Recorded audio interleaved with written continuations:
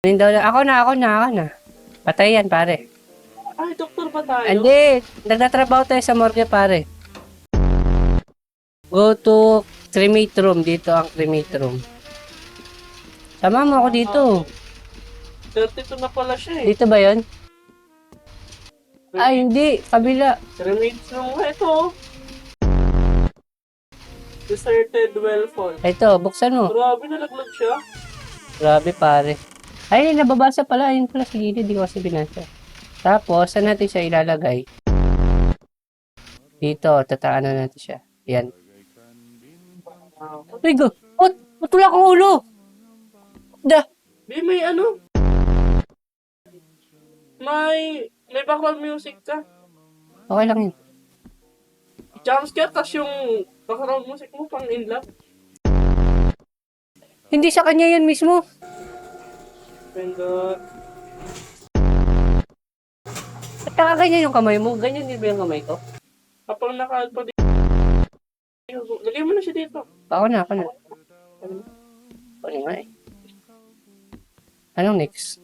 I-close ko na ang dot. Ito. Ano ito? Sinalang na, pare. Turn on na.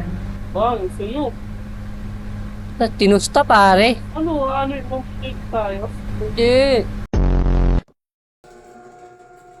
Saan napunta? Ano na? Sa akin na. Place, bone. Dito. Dini. Sinunog mo. Wow.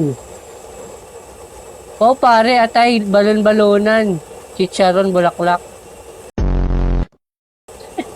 Grinding? Nag-start na talaga. Ayun na, hala. Naging abo na. Kunin na. Paano siya kukunin? Cremation. Ano? Saan yun? Attention.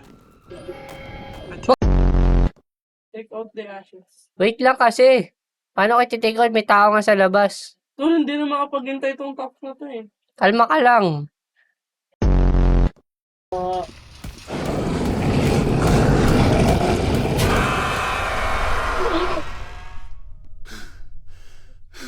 Ano yun?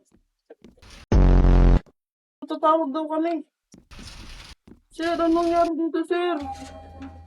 Uy, ba't hindi na mawala ito? Nasa mukha ko. Torret? Ah!